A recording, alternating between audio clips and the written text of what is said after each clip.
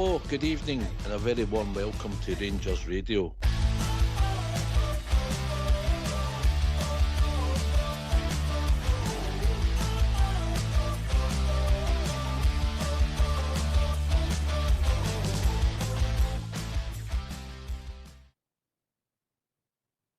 Hello, good evening and welcome. Welcome to Rangers Radio. Join myself, Oxchair, on the show this evening. It's my mate GB. How are you, mate? I'm good, Oxchair. Thanks for asking, mate. Aye, all good, mate. Can't complain, and things are hotting up in the kind of Rangers world. A few news I noticed that popped up today, and for some reason it was a fabulous night last night for me, mate, as well.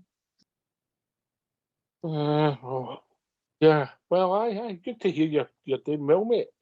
Tell you're doing well. Aye, things are moving in the Rangers world, you know. And look, we're bringing in these players. We'll take a gamble. We'll bring players in. You think you're buying a finished article. I say it all the time, GB. Every transfer is a gamble. You think you bring in somebody from down the road, Scottish boy knows the club, it doesn't guarantee success, mate. You bring somebody from the other side of the world, you think it's going to be fantastic. It doesn't work out, you pay a few quid for them, you bring other people in from other places and it works out. There's no rhyme or reason to it, mate. It's mental. Aye, it is, Foxter. I do hope for our recruitment team's sake that they do strike it lucky with the next couple of signings, mate, because I think they are going to be needed to hopefully hit the ground running and help us get back on track in the league. And let's face it, the big boy Maka, I've got to be honest, mate, I was totally sceptical signing a defender for the MLS. Big boy's came in and he's been very, very steady, looks comfortable on the ball, good pace about him, looks as though he's got a good understanding. He can pass the ball, which is a big tick in the box for a Rangers player. And for that kind of signing and for what we paid out and all that, you're likely good. That's what we're all looking for. You're looking for that kind of player where he can hopefully do really well for us, and then we can sell him on in time for even more money. But then we start going down the path of like the Rothwells and all the rest of it, and the other kind of ones that have been total disasters. Then we've probably had, as we've talked already on the show, we've had probably near misses and hits, mate. It's not like you to be sceptical, is it?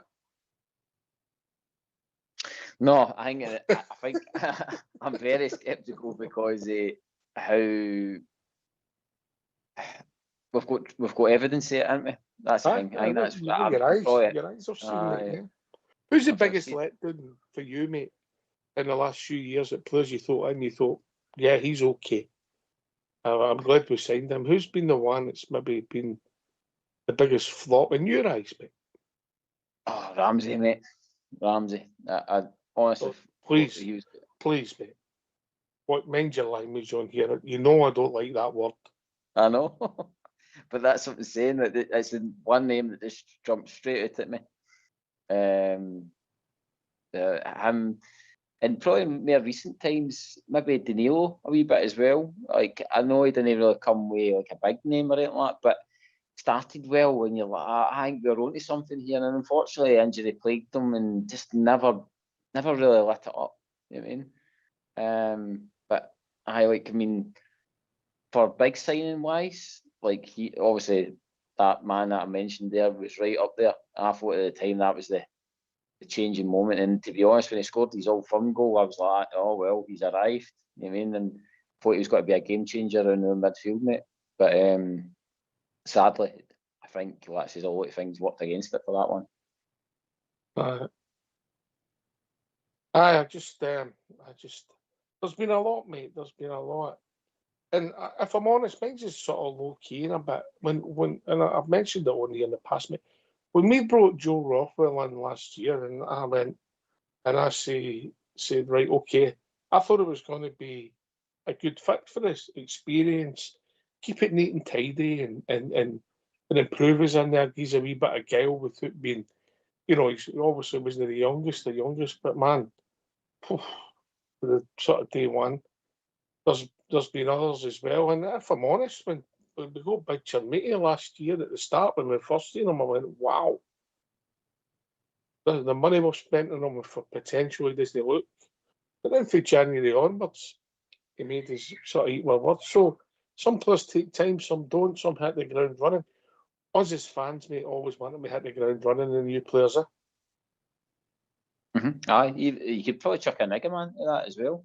When we signed him, he was injured, and we're like, what are we doing here? Signing guys that are to leagues that we don't know and stuff like that. And the next minute he comes in, and eventually he starts to show his true colours, mate. And some of the goals he scored and stuff like that in his short period being was, I mean, we just again we're a club that can't just hold on to them when they're at their peak. They've got to go, mate. It's just the way of the world. I think it's the same for everybody, mate. It might be different markets, different values, but I think it's the same for everybody, mate.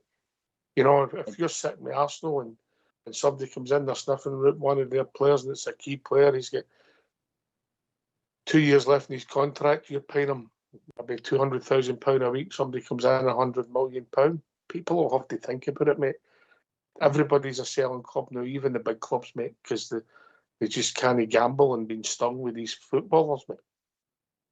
Yep, and again in the Gimman case as well, mate. I think he made it clear that as soon as let's say there was a better league to go to, he was off.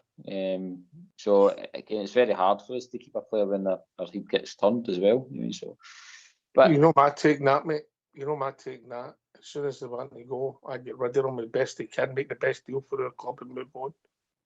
Aye.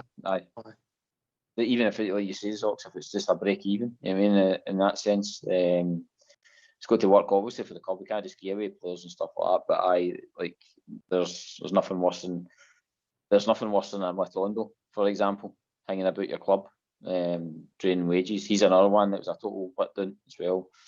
I wasn't excited when he came in, mate. I wasn't excited. Yeah. I wasn't excited either. I think it was merely kind of background, the Man City hanging on it. You know, the usual, like you're like, oh, well, he's got that. He didn't turn up there for no reason kind of thing. And then he got a kind of bigger move and just probably didn't find his feet. That's why I was kind of with him. Mm-hmm. And then he showed flashes again, like the usual. They always come in and show a couple of games of good performances, and the next minute they just sometimes go off the rails. But again, big market at the back, mate. He's came in so far and been very, very solid, and I hope that's the trajectory of the signings, mate, that they keep coming in and settle. Even Penrice as well. I'm enjoying him so far, mate. I'm enjoying him. He's I've got to admit, mate, I've been very, as you said, been very critical. But they too, they've obviously got pass marks so far, so hopefully the trend is going the right way, mate. And that's what I hope for the next two. You're that cynical. You need a night out with Jed Jock, mate. That's what you need. Right. I'll tell you what we'll do. We'll go on mute. We'll hear for the gaffer so we can get a step for a hint of what we're maybe talking about and what we're looking like for tomorrow night. And get the phone lines on and hopefully get some callers. And can I just give you a small tip, GB? Yes. Read the chat. Get yourself a mute, because we're going to hear for the gaffer. Can you just update us with the team news? So, trying to think from last week, Ben Godfrey's been added to the squad. I think that's it. I think that's the only change from the squad. Nico hasn't travelled. Nothing to do with injury or anything like that, just potential maybe of a transfer potentially. And I just think we're so late in the window, maybe it's something the club's looking at. So he's trained this morning, but he's been left back in Glasgow. You've spoken about your desire to work with Nico and how much of a reach would that be for you to lose him at this stage in the window? Yeah, but that's kind of hypothetical at the minute. I think when I came into the job, there was it was quite kind of clear that there was maybe going to be an opportunity for Nico elsewhere. There's been plenty of interest in him. We believe that interest has stepped up over the last couple of days. So something may or may not happen. If Nico stays beyond the window, then it'd be great to work with him. But if he doesn't, we wish him well. And you're confident you've got the bodies in the squad as is to cover for Nico once if he does depart? Yeah, obviously the club we've been quite busy in certain areas of the pitch. We're a bit stronger than others, so I think everything moves on, and Nico served the club well. There's obviously maybe an opportunity for him and the club to maybe capitalise on that for a transfer fee, but like I say, I don't really want to say too much about Nico at the minute until if and when something happens. It's still an if rather than a certainty, so maybe can comment a bit more on that if something happens. Yeah, I think we're close. Certainly doing one. Minsu is obviously one that we're been really active on. We're not in a position we can announce anything at the minute, but it wouldn't be a million miles away to suggest that hopefully that one happens for us. And we're still working on one or two other things. The sooner we get them in, the better. But the club are working hard to try and deliver the players that we require for the season ahead. Derek, would Sunday be too soon for either Minsu or Kelsey or both? Well, we haven't signed them yet, so we are still working hard to try and make a couple of signings. I think that maybe if we can get things resolved over the next 24 hours, 48 hours with any signing, then they might have a chance for the game on Sunday. But I need to leave that to the people at the club who are working hard to try and get deals done, which is, as we've seen, isn't always easy. But our focus is just on this game tomorrow night, and we'll see where we stand going into Sunday's game. Is it a beneficial week for you to not have a game at the weekend after that busy start of the season? Just have a bit of time to work with your squad and the new boys as well? Yeah, absolutely. I think we're grateful for any time on the training pitch, and the lads have been in as well, so we've worked hard but been able to work at a better pace. When the games come thick and fast, Thursday, Sunday, and obviously the schedule is coming up, I think 4 games in 12 days. The ability to train is going to be very it's going to be minimum really, so took advantage of that, getting 1 or 2 days off for the players, but there was also one over the weekend to keep that work going as well. So I think having the option to take the free weekend is, as you've seen, all the clubs have took up that option, and hopefully it pays the benefit for us. I would say that's the key, isn't it? Obviously, Derek, to use that time you have on the training ground, but for that to then translate into, presumably you're looking for better performances on the pitch. Yeah, I think everybody's looking for better. We've drawn one the last 2 games. We're trying to integrate so many players. We're trying to get a rhythm, try to find that familiarity. We have had to obviously been dealt a blow with 1 or 2 injuries, and so we will get better as we go along, but it's important that we win games as we are trying to find our best performances. So that's what's pleased me about the last couple of performances, in the sense that the 5 goals against St Mirren showed we're attacking threat. We got a much needed win. We got a win last Thursday. I thought we could have added to it, but we went down to 10 men. I probably took away that opportunity to do it, but although it wasn't a brilliant performance from us, it was a performance that allows us to get a win, and we kind of didn't give up too many opportunities for the opponent. But we understand that the need for us to get better as we go along is going to be there. It's going to be a requirement, but we will get better as we go along, and we need to make sure we try and win this game tomorrow night if we can, and get through the tie. For obvious reasons, European football is so important to the club, both financially but also for the prestige element of it. Being able to perform and represent the club in Europe is something that's very important to us. There's a report today about bids coming in for Gisana as well. Do you expect more outgoings before the end of the window? I don't know anything about that. Obviously been training and travelling today, so we'll probably get an update on things over the next 24 hours. But I would expect we'll still get some players that maybe look to maybe move and try and get regular football elsewhere. Obviously there's that balancing act that all clubs need to have, try to get what we want in, but there's not a natural consequence of that, players moving out. But I don't know anything in that, Scott, to be honest. How difficult do you expect it to be to come through this tie, and how important is it in the context of the season? Yeah, I think it's always difficult when you go away from home, particularly in Europe. For us, we need to play with real focus, real motivation, real togetherness, but we're going to have to, bring a big performance. I've always felt that when you go away from home in Europe, you have to bring a big performance, because if you don't, then it makes things so much more difficult. And while we won the game last week and we're disappointed we never added to it with a couple of opportunities, it's important that we set out to win. We have to try and play to win. I think it's important that the players recognise that we're not just going out to try and protect a 1-0 lead, because the biggest danger of that is it comes back to bite you. So the focus is on just bringing a big performance individually and as a team, and if we do that, then I feel hopefully with a team performance we can get the desired outcome. Why don't you give us a call on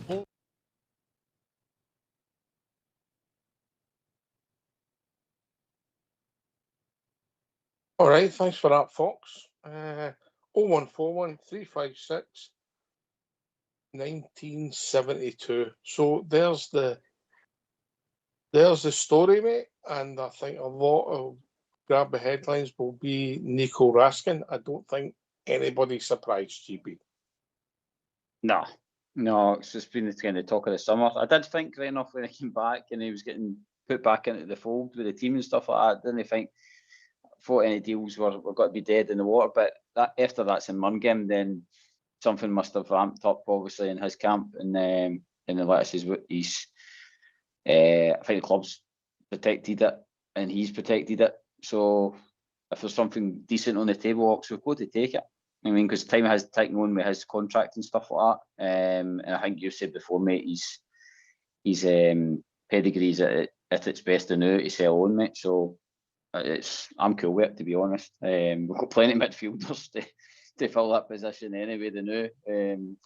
So I have it. I just noticed that, see, when you've done that with the phone call there, I didn't actually get a chance to ask how you were, mate. How's things?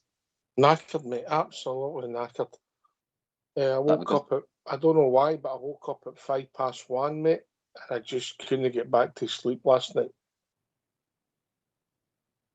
Because of that sunshine? No, 1:05, mate. Think about it. Jeez, mate. Yeah. I know. I'm just...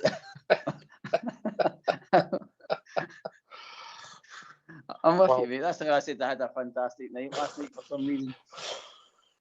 So, it's like you say, Zox, that we've seen what's happened, and our manager said what he said there about Nico, and we said about our result, that what we're taking out of there, we've got to be on the ball tomorrow night as well, mate.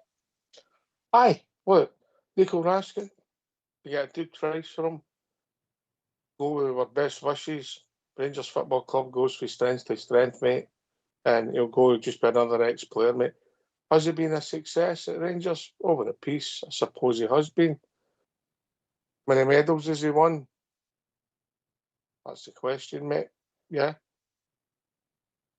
I don't think he played when we won the League Cup under Clement. I think he was injured, but I'll need to check that out, mate. Yeah, so what was his best? It makes sense, mate. Pretty much 2 seasons left of his contract.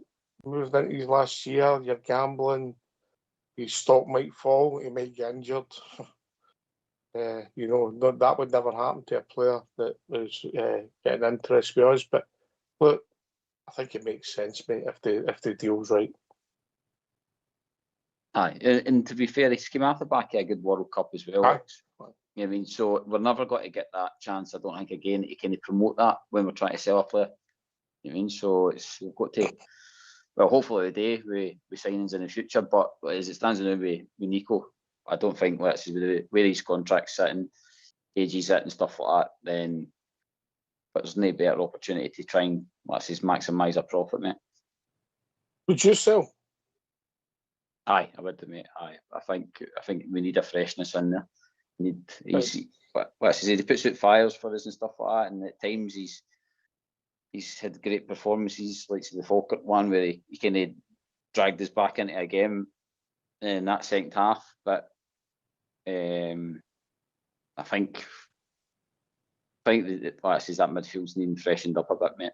And that, again, if we do get money from him, I would be hoping that we do look to reinvest it, especially into something like somebody that's going to be a bit more creative in the midfield for us. Because I think we've got plenty of guys that can put out fires in that midfield box. I think we need somebody that can grab the ball and drive a bit. Who's these plenty of guys, mate? Tucci can do it. As it stands now, we've got Barnes still kicking about.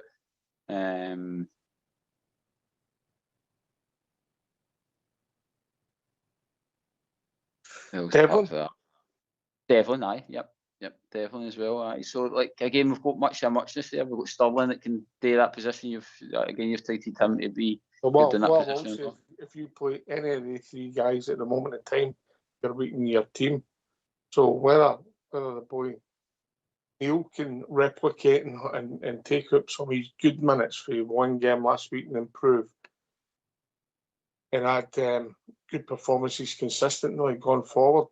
Tucci's done all right the last couple of games. You're spot on with that. I just don't see Barron or that being the answer. It'll be interesting to see what happens to him as we move to the forward. And I honestly, mate, as we sit today, Cammy Devlin started really well in his Rangers career, but since the season started, he's not exactly set the hair on fire. But that doesn't mean he doesn't get a run to get for him and then become influential. That happens. But at the moment, I think since the real football started, he's not been great and got himself sent off. I thought he was a wee bit unlucky. I thought it was a red card, but I didn't think he meant it. GB. No, he's an aggressive player, Rock, so it's going to harm it, but he's just got to be a bit smarter with it. And like he says, with the still and stuff like that, it looks as though it's a pure karate kick, you mean? But it's, again, maybe there's something like that is needed to happen early doors, Rocks, for him to kind of just bring himself back into it and reset a wee bit. And then I says, be aggressive, yes. We want him to kind of have that dig because the fans, like I says, acknowledged it, like you says, in pre-season and stuff like that, the way he came. But it's just a matter of trying to keep himself in the park, because he's got to be needed. Like I says, there will be sticky games that we're going to need a bit of dig for him to break up the play, and then he'll be able to give the ball to, as he said before, he enjoys just giving the ball to the players that can go forward and create stuff. So hopefully that's where we can, like I says, reinvest the money. If Raskin does go, that is. There wasn't actually a thought, a hint of what the team was going to be apart from Nico Raskin. Would they be playing? I know that. That's what it's getting to. It's getting to that point where the press conferences, you're wanting this window to actually shut so that you can actually start to hear about the games, because there's nothing for that interview. There wasn't much really talk about how we got to set up and attack them tomorrow night. It was all about transfers, wasn't it? Aye, it's that time of the season. It's mental, mate. Obviously, with Kim, the South Korean boy, I don't want to try and make sure I get it wrong. Big Link looked as if I thought it might have been announced today, but maybe tomorrow.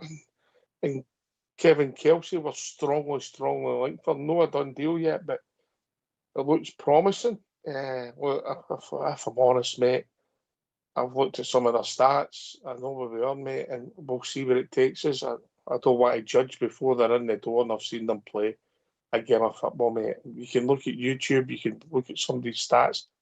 Till I see them, mate, I'll reserve judgment, mate, and trust in the process. And if the process doesn't work, we'll criticise it as a bad signing. Hopefully, we're saying, wow, what a bargain, eh? Aye, we're hoping it's a kind of the price tags that have been getting touted for both the players. Your kind of eyebrows are raising because you're like, I heard on our podcast today there was like we're getting to the point now where we're going like, he's not worth that. Whereas before we were like, wow, we're spending that kind of money. So in one hand, it's good to see the club if they're putting that kind of outlay on players, but I think because we have, like this has been burned in the past, we always do question the kind of larger amounts put towards certain signings who, let's face it, Ox, they are really unknowns. They're not playing well. The boy for Portland Timbers, he's again an MLS player. It's a total lottery whether we're going to get. We've been burned in the past with Sands and all the rest of it coming to there. So it's you hope the lads they come with the YouTube video form. That's all I'll say. Listen, mate, I mean, we're Scottish football since the MLS thing, since, mate, ain't 20 years ago. You know, No, it's good taking it for ability in that league. Aye, definitely. Aye, where it sits. So we'll see if they get done and dusted, because obviously we don't really want to commentate much. What happened when the boy was coming for PSV? He was in the stadium at the game, and well, everybody thought it was a complete and utter done deal. So you never know till it's done and dusted, mate, and they're stunning and knocking out your Ibrox with a scarf above the head. But I do think we need a centre forward. I get the fact that we're bringing in another wide man, and potentially if your mate Gassama's getting it, mate, what's your take on that? Do you know, it's the hard luck story again, Ox, with him, isn't it? He's came into right good form. He's looked really, really good. I don't know if that's because somebody's whispered in his ear that there's clubs actually want him, so he's got to have to perform now, or he's getting played in the position he prefers. But he's been right good, and I'm like, where's that been? I mean, so I'm reluctant to know the way he's playing to let him go, especially for the price I've seen that I'm getting touted for.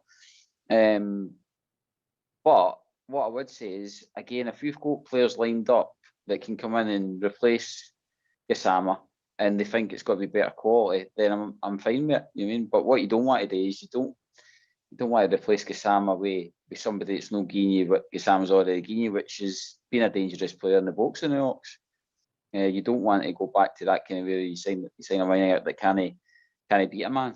I'll give Gassama that. He does try and beat a man, and he's got that kind of wee touch on him that he can cut in and hit a decent shot. That one after Boast the other week there was a great shot. I mean, so he's got a dig on him. We've just got to be, again, price has got to be right, Ox, like you says. We're a selling club when the price is right, mate.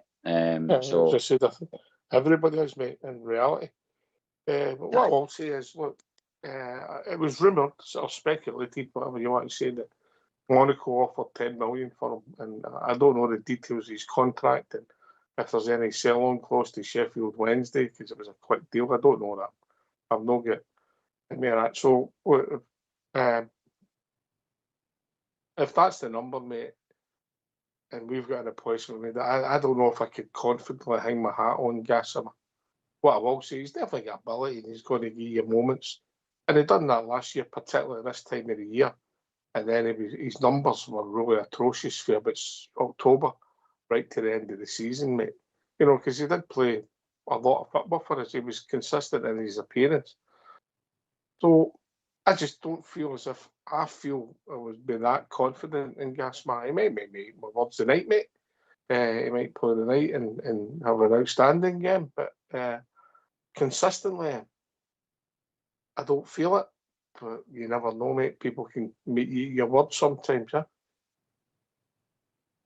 I mean, again, I didn't expect what he's done so far, Ox, in the season. I honestly thought it was going to be the same as what we've been seeing, the kind of lacklustre performances or the one good half of them or whatever. So if you're going on the basis of what he's given us so far, and they're going to offer what you said about the Monaco money, then it might be time to just cash in, you mean, and again refresh that position. But we're already short and up that kind of neck of the woods, so we've got to. I still think even with let's say the boy for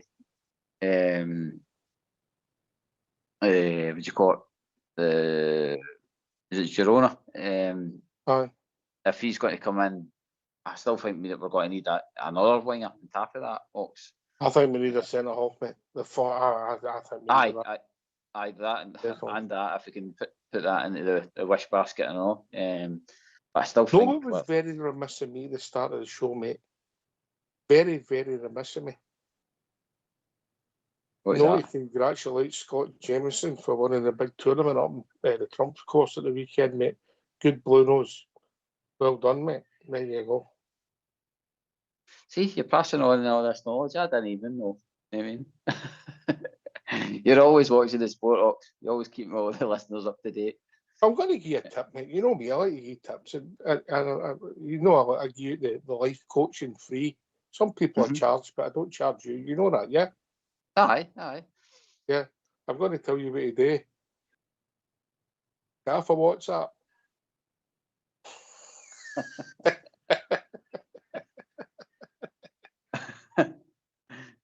Get off my opinions, you're saying.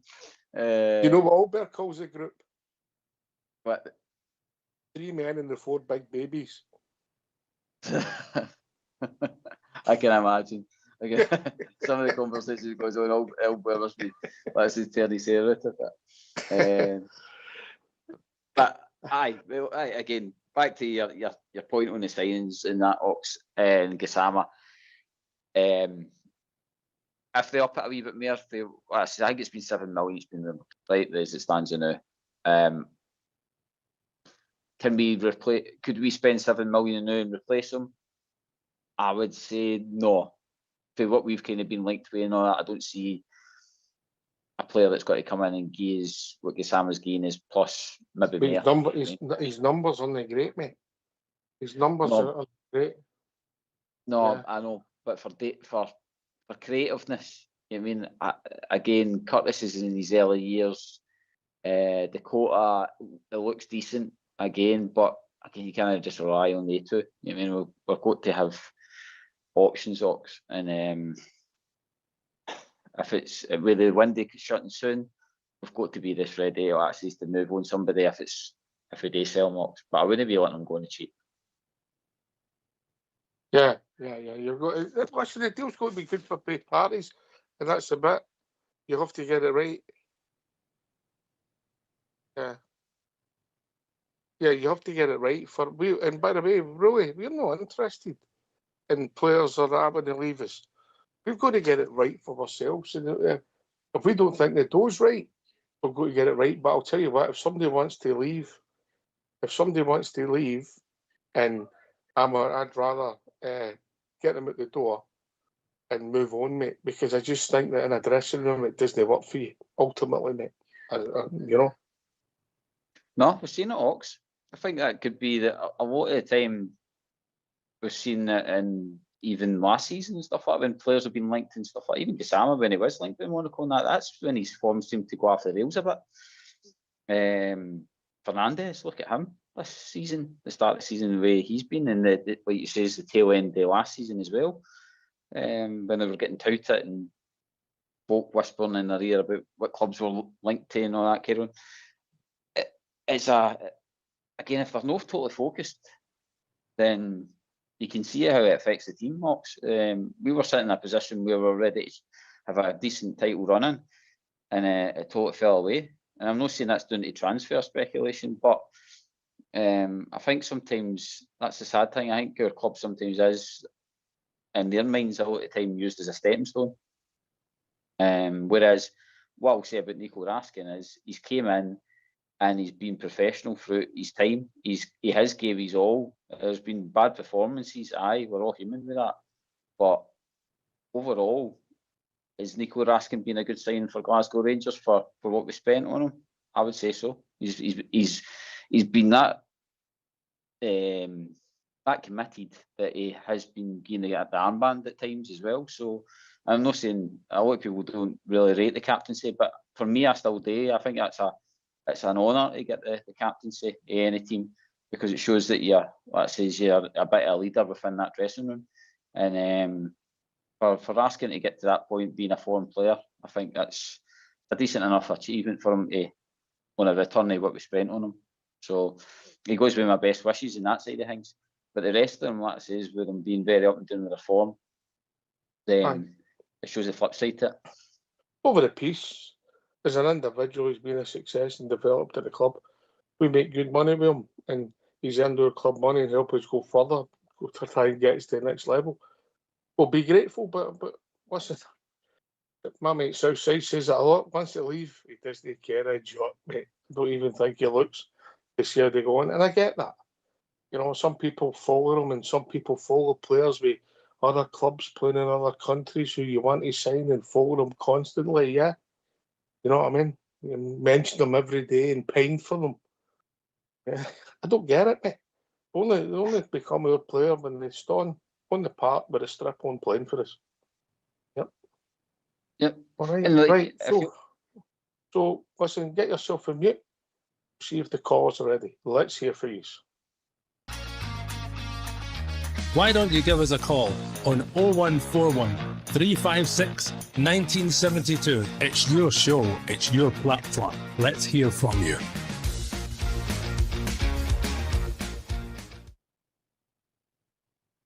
Yep, on you go, GB. I was saying there's only been, like I says, a handful that, like I says, the fans really attach onto. When you look at the likes of Moles and Newman and the boys that do all the 5-star stuff and all that, Ox, there's only, I says, there's not many foreigners that, big Marco Negri at times as well.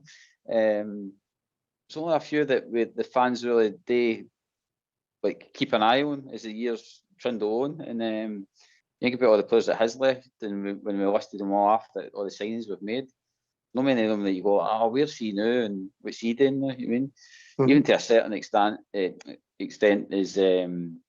like Eggman and that at first when he heard that his movie, he was scoring the goals and all, but it's all went kind of quiet at that side of things. He's injured, mate. He's out with an ACL. That's how he never made the World Cup.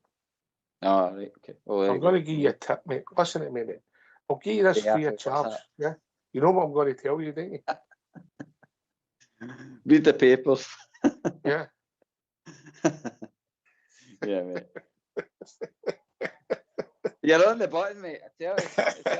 I mean, pulling that. I tell you, see if I was in a quiz. What is Eggman doing now? I'll be like, playing the best games of his life. You're like, ACL, boom. Right. Yeah. But again, that says it's very rare, isn't it, that you do follow somebody's career after. If they go to the Premiership, if they go to the English Premiership, mate, obviously because of the coverage plus the local TV coverage, stroke match of the day, you might see somebody and see how he's doing. If they go to La Liga or they go to Italy, mate, are you going to watch their games? If you're honest. Now, maybe if you work for the council and you've got that spare time, aye. But the rest is having the year. Well, even if you think about Gio, mate, when he left and when Arteta left, I'll be honest, I didn't really try. I knew where they went in that, but I didn't really like purposely tune in to watch the games and see how they were playing. Even when Gio was at Barcelona and stuff like that, I only really see them in the big games. I didn't actually really follow their careers after that, and it's just because again you're caught up in your own club, you know. But those are probably the only two standouts I would say that in my head that I can think of that went on and it was a development for them, you mean? Yeah, there's a saying that a lot of people don't when they leave Rangers. They don't. Anyway, we'll be joined by Cal. Evening, Cal. How you doing, mate? Oh, I'm doing fine. How's yourselves? What a better for hearing you, brother. Oh, good. I'm glad of that. Yeah, I'm on a better for hearing news. I didn't like the press conference. I thought McInnes directed the transfers as the press conference we mentioned in Nico Raskin first. I really did. The problem was that was the first question, yeah? You know, no. He said the squad, we'll not get Nico. He's staying because he might be getting transferred. You know, that was the answer he gave. That was nothing to do with the question. He could have glossed over that. I think he wanted to deflect because we've not got Devlin tomorrow night either, have we? No, he's suspended, mate. He's suspended. I know. So that means we might have to shove Connor Barron in. You've got the same midfield as last week. Yeah, potentially, mate. Tucci, the boy Neil, and who else played? And then you've got whether you bring back who else played last week? What's it? Who have I forgot about? I'll check it out. The boy, the Dragovic. Yeah. And aye. Well, I know it's all right, but it's just as at a pinch you've got Barron to throw in, you know, as the game goes on. Aye. You know, for changes. We don't need to do. You've also got the big Norwegian Asgard, mate, who's no featured, yeah? I'm not really interested. He's not done enough for me in a Rangers strip. I don't think see if somebody in the dressing room didn't tell him what way to put it on, he wouldn't know. I don't rate the guy at all. He has fantastic moments, mate, and then he disappears. GB. Ox, again, he's some of his interviews, even when he's come back, he's said he's wanted to step up this season and be the main man, and he's cut his time short for when he came back for the World Cup and all that. But I do find it strange, Ox. Like he's another one that's been linked. But to be fair, the more than it's about getting, like I say, another goal in the bag, Ox, and I wouldn't be upset if he started in it, because like I say, he is another creative player, and the way the wingers are playing now, then hopefully he can contribute to that. You know what I mean? The trouble is, sorry. Carl, I'm a different opinion. If you're only a player in moments, the gaffer has to learn what moment to shove you in the park. You know, moments don't help in your team. You need to have a level of consistency. It's not just what you're doing in any moments, mate. There's another 89 minutes in a football match, yeah? Exactly. Yeah.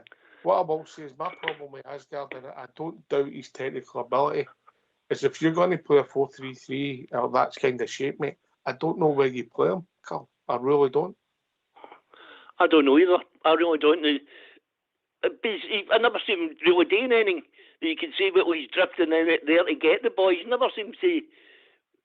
It just doesn't impress me at all, you know. Yeah. I don't think he's a boy that you can hurry up, put it that way. No, he's got his style only, and he's one pace. But his technique, and he gets it right, it's spectacular. And you get out your seat and you go, what a goal. And then you might not see him for the next 20 minutes, yeah? And you think, well, you've done that once, you want to get involved again and show something else. But it just seems to be the type of player he is, mate. Aye. Oh, there was one other thing I wanted to say. Yes.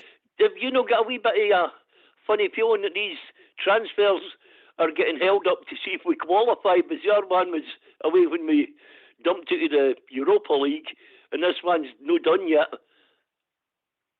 Yeah, well, if the same thing happens tomorrow, I'll accept your conspiracy theories, mate. It's no conspiracy, it's just a worry, you know. That we've not got the drawing power, but we haven't got the drawing power we used to have anyway. No, because we're not at the top table anymore. But that's right. To get back to the top table, you know. And if anybody's got any sense in Scottish football, they'll want to sit down and see how they improve instead of being so selfish, because it's affected all the teams and they're making it harder, and it's only going to get worse. And then the chances for them all qualifying are going to become less and less, and they'll slide to smaller and smaller and smaller tables, mate. And that means I heard something today about coefficients. I think it was on that Talk Sport. Mm-hmm. Well, actually, the country's lower than some of the places I've never even heard of. The nation with coefficient points. You know, that's pretty bad. You know that you're lowering teams that are maybe actually 20-year-old now because all new countries have formed, you know, in Europe. And remember, next season, the 5-year coefficient for Seville falls off, mate. I know. So let's hope we can drag some points with us this season. Yes.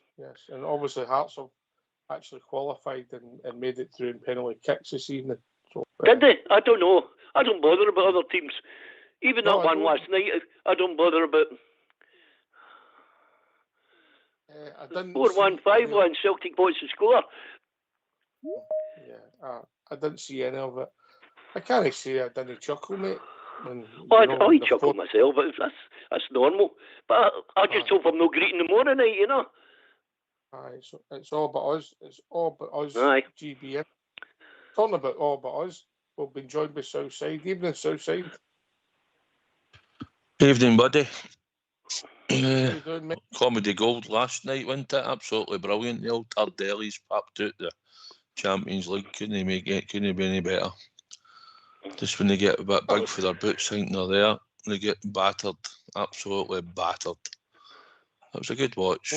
Must admit. Don't normally watch them, but I had to last night.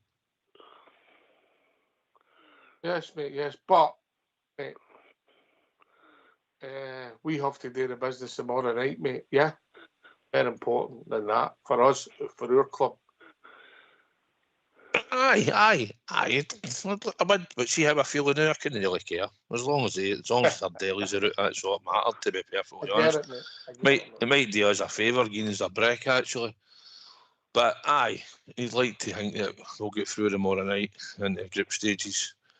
And then we can go through the 2 games in October. I think it's 2 in November, 1 in November, 1 October, 2 in November and 2 in December or something like that. So something like that. So aye, they'll be spaced out for us a wee bit, which will be good. And I believe that King Ming Su's signed and all. So that deal's done, I believe. So Who signed? King Ming Su. All right. Yeah, that's what he's called. Better than mine, mate. Yeah, listen, mate. I don't know a lot about him. We're signing potential, and hopefully it works out. Huh? Aye, every signing you want to work out, obviously. Some take a bit longer to settle than others, and some might never work out, as we've seen in the past with a couple of players. But listen, got to hope we work out. We're forking out a bit of money, and I believe the other boys going to be there in the next day or two as well. So a big striker. So we're certainly splashing the cash, and we've obviously got money to come in over the next few days as well. So listen, clubs put the money out for McInnes. They've certainly put the money out there. Whether they're all going to come to be good and play well every week and that and settle in straight away, we don't know. But they've certainly put the money out to back the manager. GB, would you agree with that? Aye, 100%. We've got to.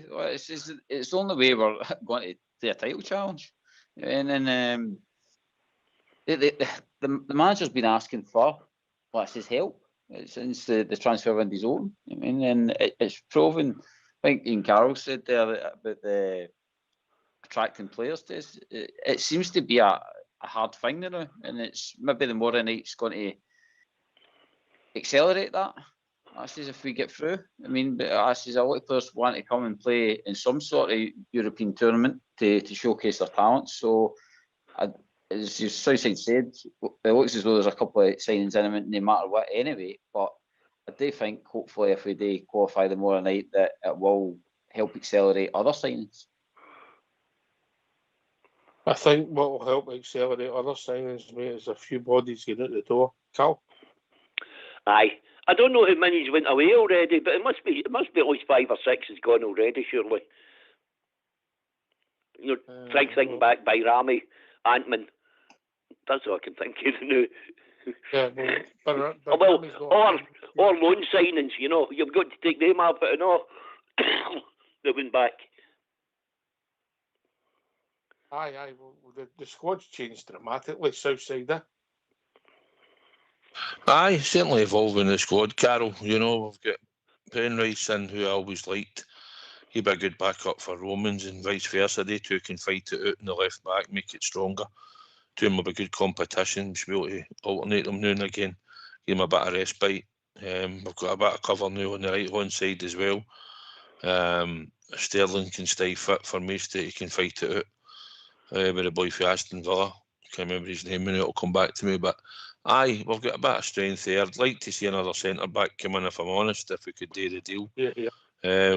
We've certainly got enough wingers now, but it looks at so probably I'd like another playmaker in the middle of the park if we could get one in. A centre back and a playmaker in the middle of the park. Listen, we've put 14 players into the squad.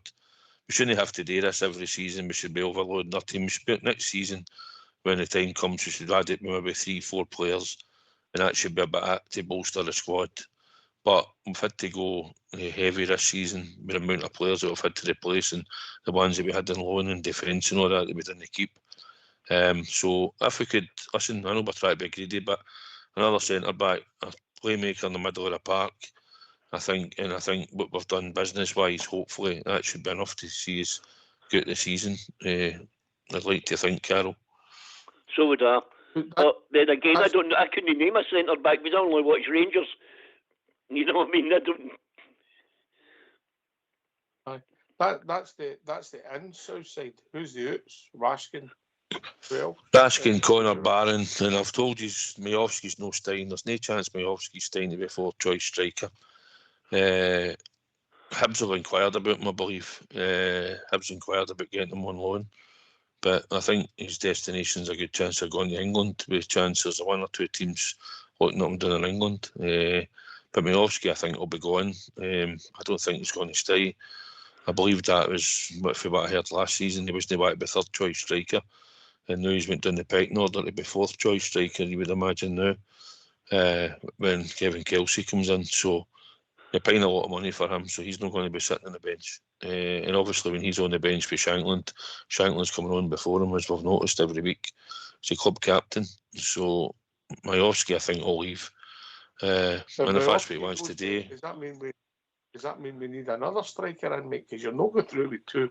Let's be honest, you're not, the chances saying Chimiti this season slim to nothing. No, we'll have 3. We'll have 3, but we'll have Shankland, we'll have Nadiri, and we'll have Kevin Kelsey. It's going to be hard to get another strike.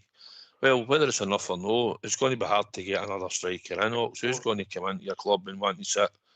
And you look at it and you think, well, Shankland's probably going to go before him because he's a club captain when he's picked. You've just spent that money for the big boy when he comes in. So, and he's going to probably play a lot. So, Nadiri's there, going to be there or thereabouts. Another striker looking at it might think, I'm not going to sit on the bench in there. No, and hardly get any game time. I think it'd be hard. So I think we'll go with the 3. I think we'll just go with the 3. Which will cover there with the flexibility of young Finlay, GB. Aye, yep. I'm sure, was it no strike? Correct me if I'm right, mate. I know that when you went to watch all the youth games, that was Curtis Snow playing up front sometimes with the scoring goals. So, I wouldn't be behind with that. Like you say, he always creates something in the box. Sure, maybe old school Blue will be able to tell me about this one as well. I'm sure Asgard as well played up front at one point for Luton as well. So we probably will be all right in that position if Asgard's staying as well. Right. It's going to be an interesting few days, Carl. Yes, it is. Well, lads, I better hang up and go and make myself a coffee. But I will keep listening to the show. There's so much bloody entertainment on the TV to do. Right, lads, I'll talk to you some more. Have a good night. And don't laugh about Celtic. I've no, mate, not once. Listen, I was going to remind Carl, it's a 5 o'clock kick-off tomorrow night. Somebody wisely pointed that out to me the day. 5 o'clock kick-off tomorrow night, so everybody will need to be early. So we'll not have a pre-match show, just a post-match show due to the kick-off time. Yeah, well, the transfers are taking hold, and the outs will maybe be potentially the big story as people come in. But we have got a big game tomorrow night, so I said, I know what you're saying, mate, but it's important for a lot of reasons. It's important for the profile we're playing in Europe. It's important for the revenue. It's important for coefficient points, so we're not playing even more and more qualifiers to qualify to get anywhere, mate. And it's just, we need to try and get in, do reasonably well. You never know where it takes you, and see where we go, and hopefully the extra games help our team gel. It's important for coefficient, because it's going to be 2 or 3 qualifiers next year for the Champions League, just to qualify because of the coefficient points. And it's prestige, and you want to be in Europe and make your mark in that as well. Listen, we should have enough to go through tomorrow night and get into the group stages, and hopefully we'll see where we go and what pot we go into and how we come out the draw. But it's about prestige and obviously having good Thursday nights at Ibrox, and we've had a lot of good Thursday nights at Ibrox under the lights. And there's some attractive teams in that conference, I know, as much as it's the third tournament, but there's a lot of attractive teams in it you might not have expected to be in it. So look forward to them when they come. As long as the club price the games right, Ox, and offer the support, we can't keep getting ripped off here. It's all right, kidding aside, but they've got to box cover. I know they're going to try and maximise the revenue and the money, but they should try and look after the support and all. If we don't get through tomorrow night, it'll be £200 for a pie. Listen, I know. But wait to see that. Wait to see the cup game, the quarter final of the cup. You know what I mean? It's going to come out a hefty price, I know, and it's shocking. It's no playing the game at all. You know how much a quarter final, a cup would be priced at. The days have and- gone, mate. Well, they shouldn't be, Ox. They shouldn't be, because certain times when you go to finals and that, they're priced reasonably. Because it's how it's priced through the Football Association, I reckon unfortunately. the minimum will be for Maester of Seats Ibrox for that quarter final will be 50 quid, mate. I know, but it shouldn't be. It should be anywhere near that. And I'm telling you, it shouldn't be anywhere near Remember that. the days you got them free with your season ticket, mate? The home games were free with your book, aye. That's long gone. No, it's long gone. But listen, we should be looking after the support Hawks. We're loyal to this club. You know, we fill stadiums, home and away and abroad. We go everywhere to watch them. We fill Ibrox all the time, the vast majority of the time. And you've seen some of the cup games there, how sometimes people maybe just vote with their feet or decide not to go. It's going to be live on the telly, but it's against them, and it's one that you'll probably want to go to. But you should be boxing clever and looking after the support. We put plenty of money into that club, and I just wish sometimes they would show a wee bit of gratitude and say, do you know what, for this time we'll sort out the support and we'll do my deal. Instead of just going, we'll just hump you again, just as normal. Do you know what I mean? And you'll just pay it anyway, regardless. Because that's not the way it should be. But listen, you're probably no far wrong. I'd expect it to be close to. I expect it to be close to that myself, but it shouldn't be Ox. Especially if we're going to be getting into another package, you know, with the group stages. If we get the result tomorrow night, the package. That'll be 2 days later or something. You have that 2 days later. No. They'll be giving you a date for that before the semi-finals, before that quarter-finals played, where they went their dough. What's your take on it, GB? Well, I mean, this season, more so with the Conference League, is probably the perfect season to, if we do get through, to make it affordable, to bring new blood, new fans into the club with a decent, like Southside saying, with a decent package. You could hopefully attract more families to it this time round. The Europa League and the Champions League, I get that's just where the big time is, and they're wanting to obviously maximise that. But I think Conference League, I know there's still big teams in it and stuff like that, but I think it's probably a good opportunity for them to try and... If you were running the business, would you maybe wait and see what the draw was and who you were playing before you looked at any package? Would that make sense? Oh, aye, 100%. Because, like, again, if you get I don't know, an AC Milan or something like that in amongst your group, then you're obviously got to, that'll be a higher price game. But then if you're getting, I don't know, the fourth team in the Spanish league or something like that, or maybe even like an Aston Villa, I mean, in the Premier League. I think they're in the Champions League because they won the Europa League. Aye, when they win when they go in the conference, that says when they do, we expected them to go all the way. Same with West Ham and stuff like that as well. So again, if you're getting kind of clubs like that have got a big support behind them, then maybe we better wait Knox. You know, what we're saying is if you like so-called glamour-ties as one half, you might look at it. If you've got 4 teams that we have to Google to see where they are, I get your points outside, you know. Look, I would think, mate, you'll be talking about 120 quid for the Conference League. There you go. Sorry, 160 quid because there's 4 games, yeah.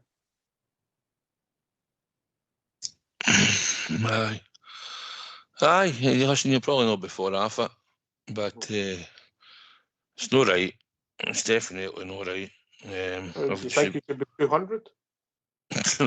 No, but this thing, it's a conference we're playing in here. Do you know what I mean? But that's what I'm saying. I've got that. I've took it down. You're bitching at 40 quid a pop. Aye. I'm reckoning if you're in the Europa League, you're in looking about the same. You're getting close to the 200 mark. That's what I'm saying. Yeah. Listen, they know they've got you when you're on the CCS scheme, like many's are. They've got you. You know, you're not getting away from it. They're just coming in, they're giving you a date, and they come in and take their dough. Probably 2 days after they've took the cup, though. I get it, mate. You know, it's supply and demand and all the other things, and you know. maybe I think we've got a tune time now anyway, so we'll talk about it after. Get yourself in mute because we're gonna have a tune.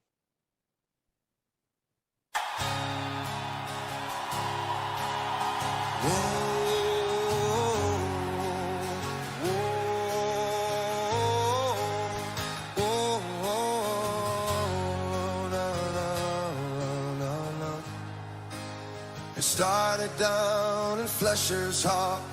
They didn't even have a bar.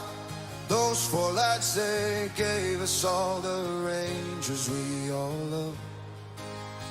Ibrox home to you and me. Our blue heaven, you will agree. 50,000 flocked to see the Rangers we all love. The Saturday comes and the Bears will stroll along, shout and cheer and sing our songs. We don't care win, lose or draw. We're the greatest of them all. In this game they call football, it's Rangers we all love. Come on! Rangers fans the whole world o'er, all the loyal to the core, and support forevermore the Rangers we all love.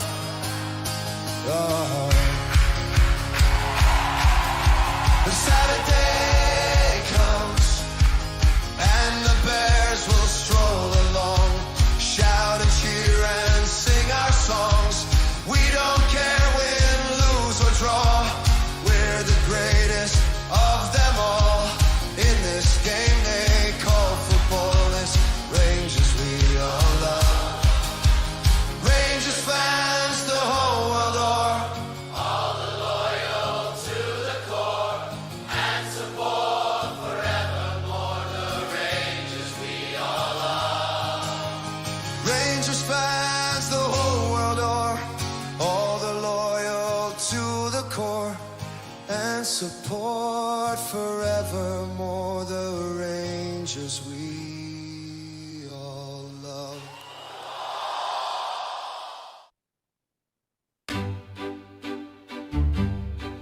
While you are sitting listening on your own, why not take part and give us a phone? We would love to hear your points of view, so get off your bum and call 0141 356 1972.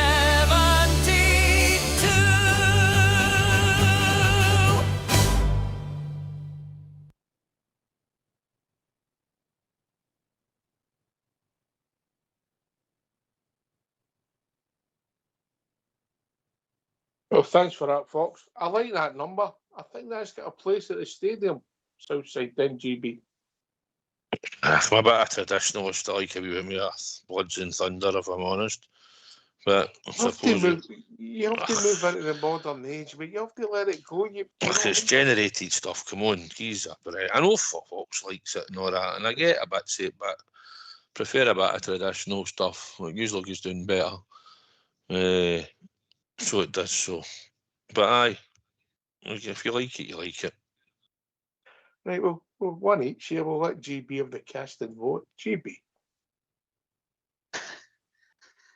I think on nights like tomorrow night, if we were at home, I would get that blasting out.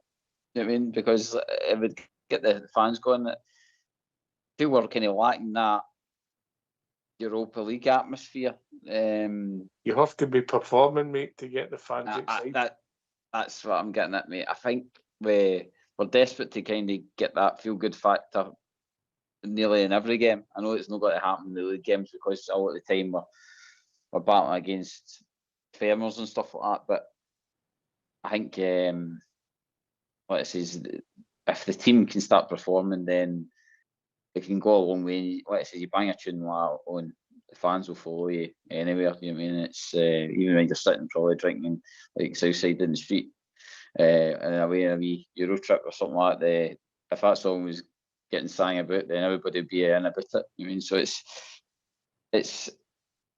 I think we need a wee bit of atmosphere up to just bring us all back together again, and hopefully, I think it's a Mun game. You can see that, see the way we performed that. You got the feeling that the fans were slowly getting back to that kind of happy atmosphere again. You win for games of football, mate. You play well. You put on performances. Things grow. People's optimism grows. They go looking forward to the game, so they're in a better frame of mind. If you're not playing well and you're not winning consistently games of football, pressure grows. It's always Southside, isn't it? Aye, pressure's on. It's always on the manager. It's always on us. When you're playing at Ibrox or home and away and you're part of the team, there's always pressure on you. It's how you deal with it and how you just don't let it affect you and how you don't let it go too far away. If you have a couple of bad results, you get it restored back to normality the following week or the week after, and you don't let things drift like it has done in the past, and you're chasing yourself. So, but aye, there's pressure on Derek McInnes tomorrow night, obviously. But it's down to him. He's got the job, and we believe he's the guy that can deal with the pressure. That's why we gave him the job. So it's down to him to get it sorted. But once the players cross the line, it's down to the players individually to go out and do a job. He can only pick his best players that he thinks will do the job on that night, and it's down to, obviously, he'll change players later on. It's more than 11 players now, but it's down to them to go in the park and produce. One or two has got a bit of speculation about them, should they be picked, and it's down to them to go out and just do a job, make sure that we finish this game and complete the journey tomorrow night, and we don't get knocked out, and we're into the group stages of the Europa League. Aye, man. So, GB, Southside mentioned the team is up to the players to get it right. The manager can only do so much. Which GB's starting 11 tomorrow night? Well, Pandora and goals, obviously. I think it will be Godfrey. It's a big call, mate. Godfrey, Maka, Penrice, Stirling, and then I would say Tucci, Dan Neil, and Tucci, Dan Neil, and who is it putting? Come back to that midfield. Up front, Sama, Yakota, and Nadiri, and then midfield, Ascap. So you're playing a 4-2-3-1 then? Mm-hmm. With Asgard in front of the two. Like you said earlier, I don't know how you need to get him in the team, but I don't know again where his best position is. But he's a creative player, Ox. I think we're going to need. Personally, it's only personal. Southside can chip in for this. I don't think he's a wide player. I think you have to play him central, put the striker in front of the midfield. That's his area, mate. And let him do what he wants. If you put him in the team, that's the way I see him playing. I don't see him being on the wing and chasing people back. I don't see him on the defensive role in a midfield. That's the way I think. If you get him in the team, that's the only way you can play him, personally. Yeah, all right. Oh, interesting, mate. And Godfrey, mate, obviously back in the squad, which is good news, Southside. Yeah. Would you drop Fernandes, Southside? I know you're a fan. Aye, I find you putting him on the bench. I would probably take him out if Godfrey's got it about him and he needs to get some game time in at some point. So you might as well stick him back in. It's only been 2 weeks, 4 games he's missed or something, maybe 5 at a push 4. When did you go after Tannadice, wasn't it? It's a month ago, mate. 4 a month, weeks Tannadice. Aye. I said he's going to get game time because I'd like to think he's going to play on Sunday at Aberdeen. The games are going to come thick and fast, so as well bringing them back and playing with McCann, in defence, obviously Penrice will play. I think I would I'd play the boy for Villa, I can't remember his name now, but I'd stick him in at right back. I would shove him straight in. I don't see the problem. If his fitness is good and he's not got an issue that way, I would stick him straight in the team and just take Sterling out. So that would be my defence. But aye, I would, if Godfrey's ready and he's had enough training time and it looks like he's fine, then I would play him. And I'd take Fernandes out because I think there's a bit of speculation about him. Probably needs to come out for a few weeks. I think if Godfrey had been fit, he would have probably been dropped anyway and took out the team. So I know it's an important game and he's probably played with McCann Mayer. They two will be getting in into a tested partnership together, but I would still do it. Something needs to change, so it might as well be him. Yeah, we'll call him Costa. It's Ned Milosevic, mate. Yeah. Costa, we'll call him Costa.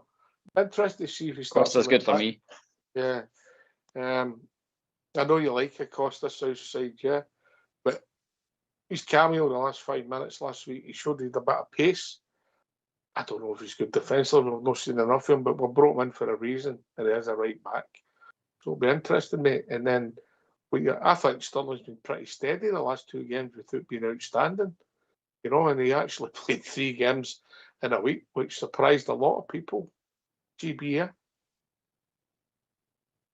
We've always said about Sterling, just keep the boy fit.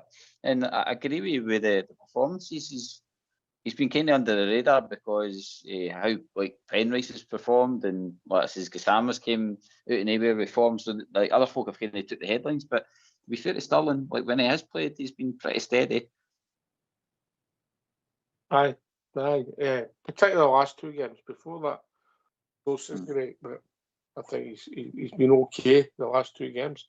You know, but aye, Costa, Penrice, interesting south side. You know, that's a complete new back four with a goalkeeper. Yeah, the turnaround is massive.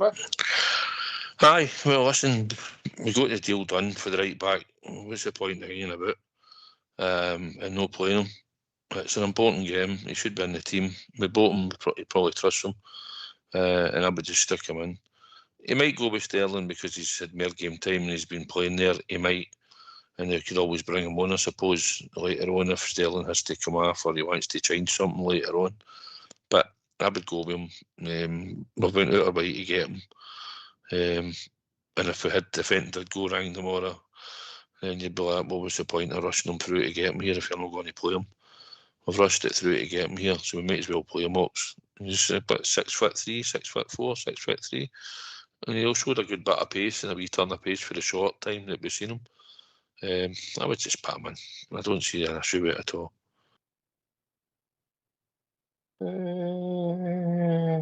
Modern football, they don't tend to. Traditionally, it happened all the time, GB. Aye, I know. But I mean, you look at Penrice, he came out in after called as well. So I get it that Penrice obviously knows the kind of the Rangers squad and stuff like that. So that maybe helped him. But for a debut performance, for just if Costa comes in and gets that tomorrow night, I don't see. To be honest, if there is a lot of changes tomorrow night, Ox, I'm not overly bothered with it because it is a Conference League and we should be able to deal with that no matter what. Like Southside says, there's no better time to put players in. And if you can't get through, this is the Conference League, then it's not really good enough for a club, Ox. The minimum is this qualification, Ox. If we don't make it into Europe, then it's a bad start to a season. I mean, it's very important that I get it that it might help us challenge for the league more, that we get a wee bit more time off if we're not in it, but as a stature thing and getting players out there and promoting talent and hopefully transfers and stuff like that, then it's important that we do the job, we do the business tomorrow night, because it might actually give us a chance to develop our younger players as well. You know what I mean? In this competition where we can probably, hopefully, rest our more important players for the league. You need to stop sniffing that glue. Southside, yeah, we're in that competition, but the money's is an offer for the games that you win, mate. They ain't playing boys, are they? They're trying to win the games to get the money, yeah? Aye.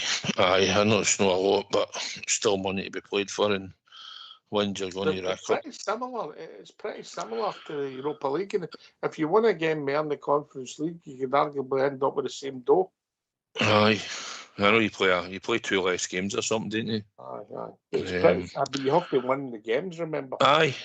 Well, that's what we need to do. We want to try and progress as far as we can. There's no point in being in it and not want to participate. We want to try and see what we can do. But we'll be back to win Sundays now, Thursdays, Sundays. So, but no, you want to participate. We want to win. We want to try and rack up the points. If we're going to be paying £160, £170 a hangman, then I want to go and see some wins. I don't want to watch a lot of draws because it's going to start going to into the Thursday nights now, and that's just the way it's going to be. But listen, it's the tournament we're in. We need to try and go as far as we can. There's some attractive teams in it. I've not really checked a lot to see who's on it, but I had a sort of gloss over it the other day. There's 1 or 2 I sort of stood out and I thought, aye, thought you'd have been in a different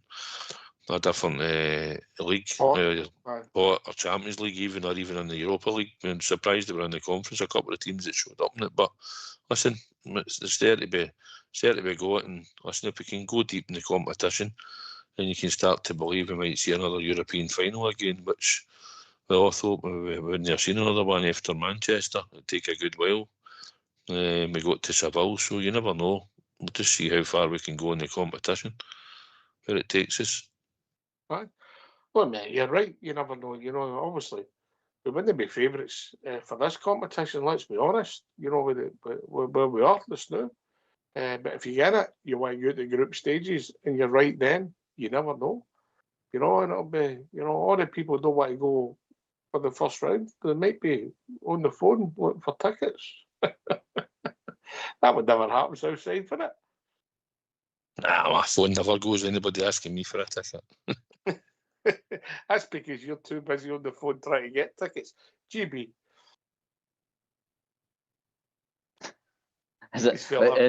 He's fell off his seat.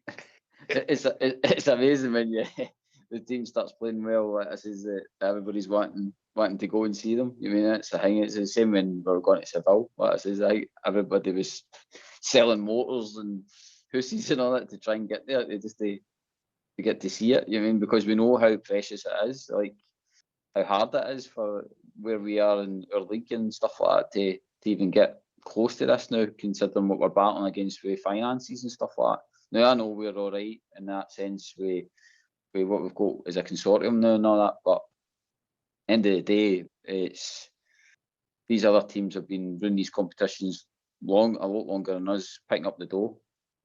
So, this is when these times come and you get the chance to go and see it, then by all means, if you're able to do it. I mean, because it's memories that last a lifetime.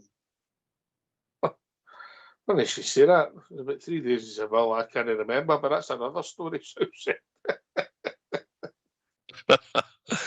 Aye, I had a long week. It was a long week out there.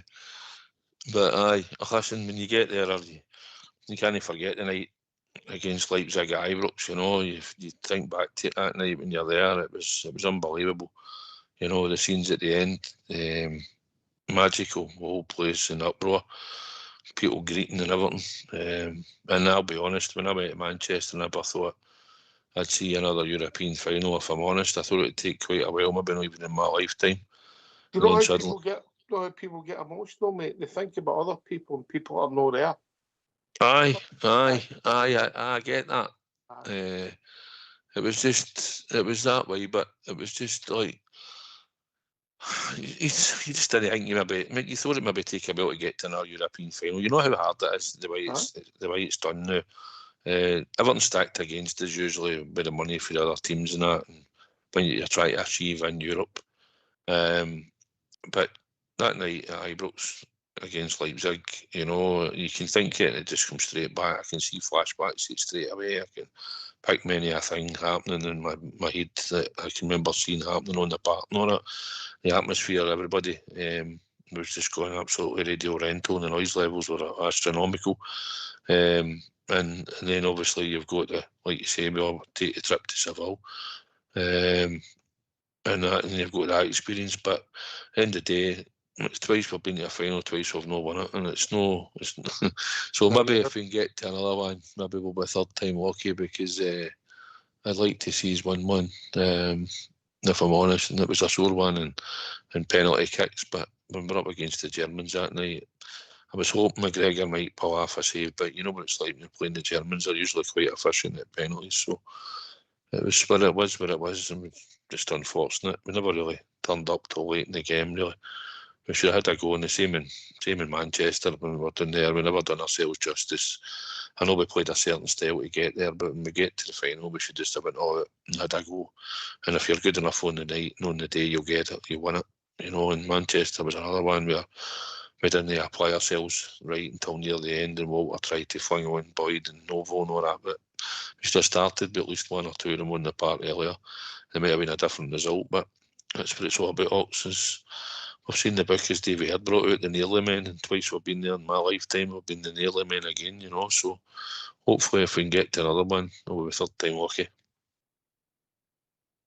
No, you're right, they don't come about often, and I think you're right with the sentiments, mate, you know, but but you've got to be in it to win it, and I don't expect us, you know, but I expect us, when we drew Dortmund, you're saying, this is a tough tie, when we had to play that extra round in the Europa League that year, yeah?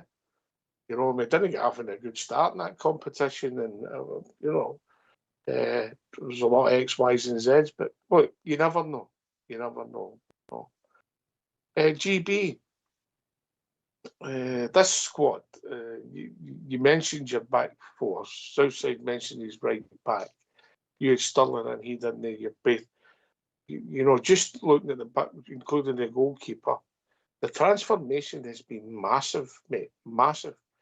There's no relationships formed yet because it is early, and hopefully there is improvement, but it's important that we get through tomorrow night. It's important we win on Sunday. It doesn't need to be stylish. We just have to sort of think and grow without getting all the noise from outside, mate. Aye. Again, it would just put the heat back onto the team. They're in their infinite stages now. Ox, like you say, it's a total different looking team this season, and it's got to be keeping changing throughout the rest of this transfer window. So it's important, like I says, that the feel good factor keeps going with them, and like you says, the relationships within the team keep building as well, with confidence, the understandings. I think that a lot of the games we've seen so far, the team's probably been guilty of not having the understanding when a player's got to run, or the wrong pass at the wrong time. I think there was one, was it last week or the week before, we were talking about, I think it was Gassama or something like that. He should have played him in, played somebody in. Was it Penrice? It was Penrice who should have got played in for his first chance, and he didn't do it and took the shot on, but granted, his shot hit the bar.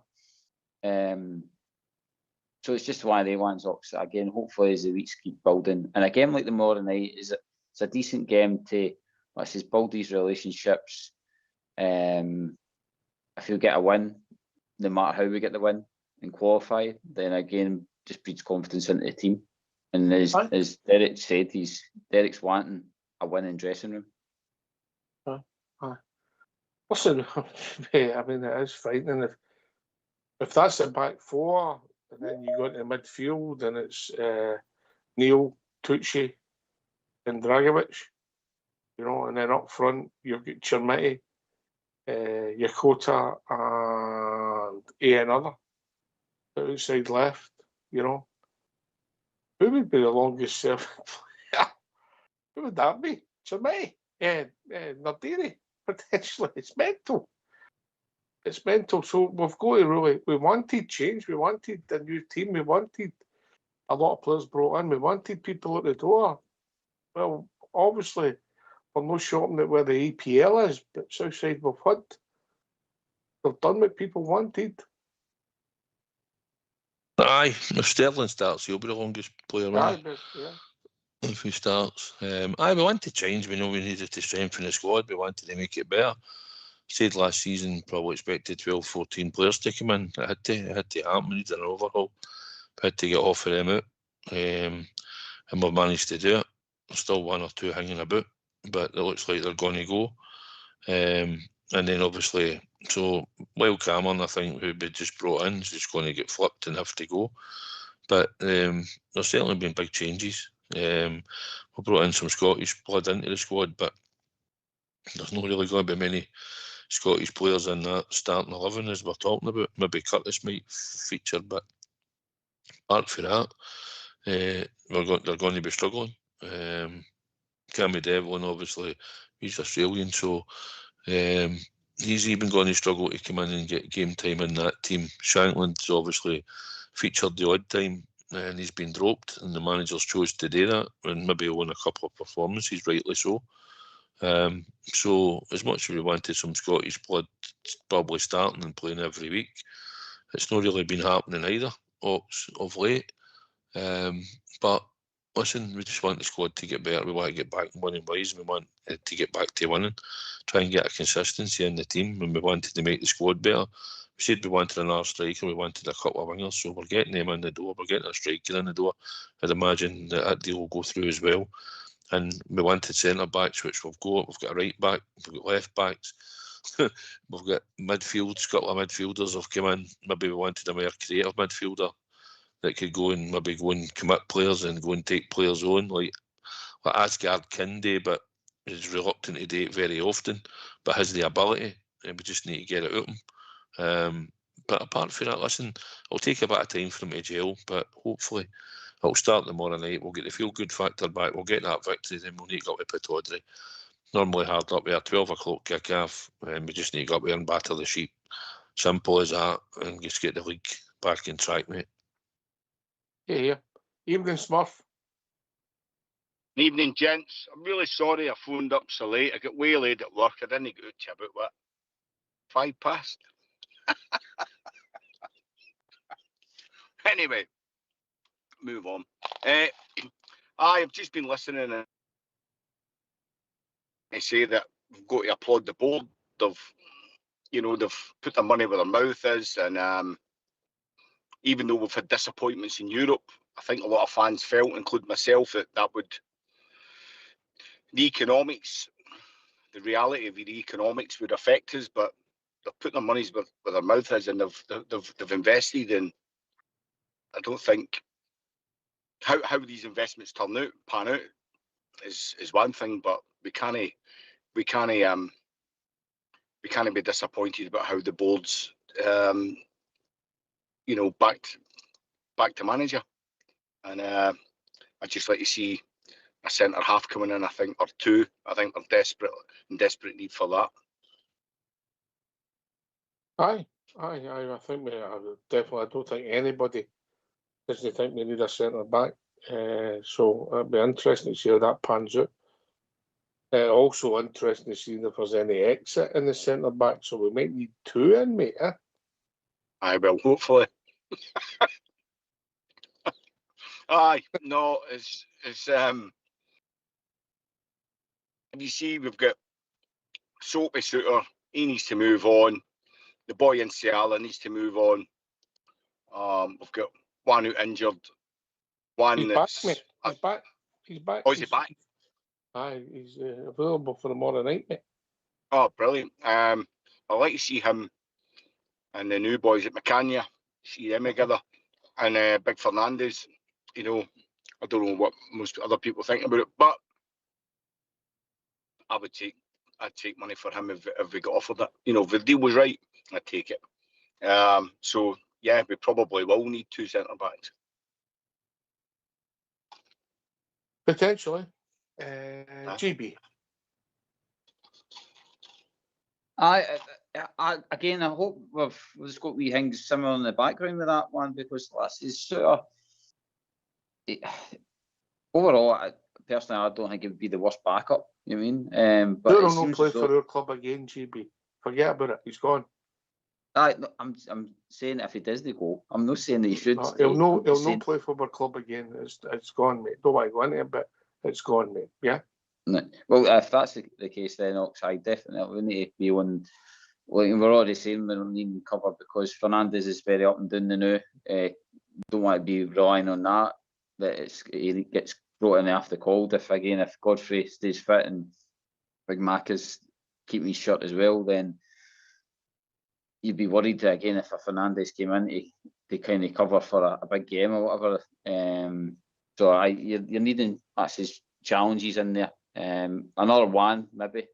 But actually, if Sewer goes, then we're definitely going to have to be ready to move on that one.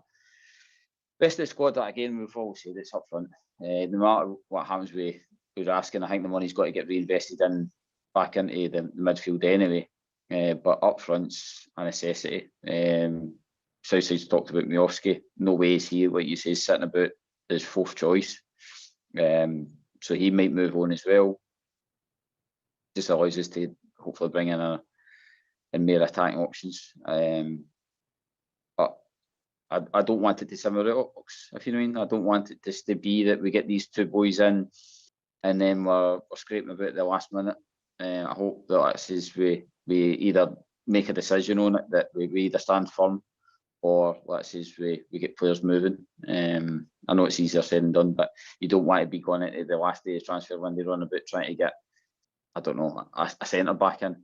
You will be, mate, because other clubs will wait and wait and wait, and the agents will wait and wait and wait just in case they get better offers.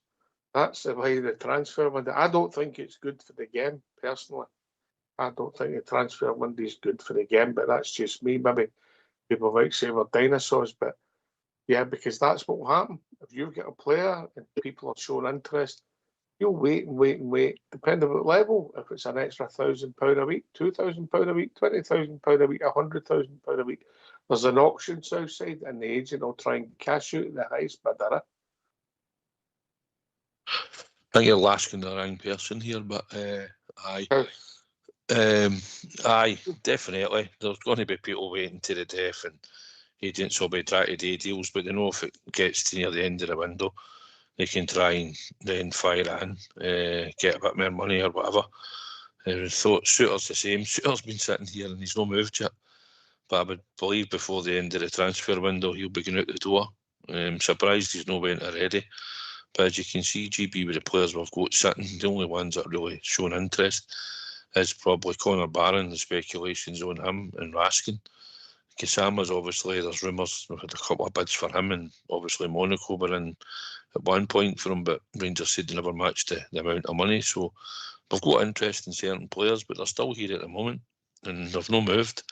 Obviously, Raskin been in the team's a wee bit different. The rest of them are all still getting, obviously no, Barron got a wee bit of game time the other night just because of injury and the sending off for Devlin, but he hasn't featured either. So it looks like some of your players might not move until towards the end of the transfer window, but we need to keep trying to recruit just get the players in we need to try and keep the team strong. And I think we might, I don't know if we will be, but I think we need to go and look at another centre back, because whether we keep Fernandez or no, I think he might get a late bid, and if it's enough, then I think we'll sell him. But that'll only be should we have a bit of cover, and I know we've got a couple of players that could cover in there for him, but I'd like to see a natural centre back come in. Anyway, we've been joined by Bob Ger, who I think is based in Alloa, which somebody sent me today, is the Seps capital of Scotland. Evening, Bob Ger. The what capital of Scotland, Doc? Sex capital of Scotland, mate. Sex? Yes, SEX, right. Bob. Oh, my God almighty. My God almighty. If you've seen some of the women here, you would wonder why. No, Bob, no. Well, I seen you up the tune today. I didn't kind of, well, he won the lottery. He had knickers through 20 pences.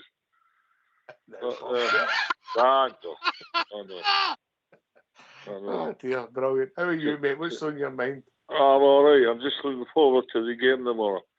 Seems like an eternity since we played, and I'm looking forward to the game tomorrow. And I'm quite looking forward to the 2 new signings coming in.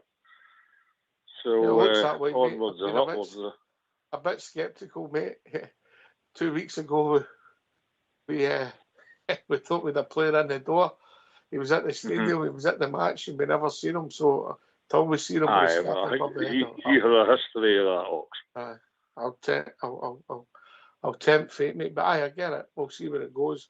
It's a big game tomorrow night, Bob. Yeah. It's a very big game tomorrow night. I mean, it designates your future in Europe. And it doesn't matter what level you're at. I want to be involved in European football with the Rangers. We're used to it. It's us that carried the coefficient for years. And now look what's happened to it. I'm not going to drone on about that last night. That's past and gone, and that's their problem. And I sat and watched it, but I'm only interested in Rangers prospects, and I want involved in some European football at any level. There's some humdingers of teams in this, this Conference League. Right. Everybody thinks it's a lower level. Well, it is, but if you try some of the teams lower level, I don't know. So I want to be, as I say, I want to be involved. And I really think my heart of hearts will all go through tomorrow night. Because I wasn't impressed with that team. I wasn't impressed with odds either, but I was overall impressed with that team. And I think we've got enough to go by them. I certainly hope so, anyway. Because Rangers are a bit unpredictable, anyway. Yeah, GB. Again, we've got to let us be in there to promote the club. You were talking about revenue there, about the club as well. I think one of the games if you're going to be making like 2.8 million a game or something like that.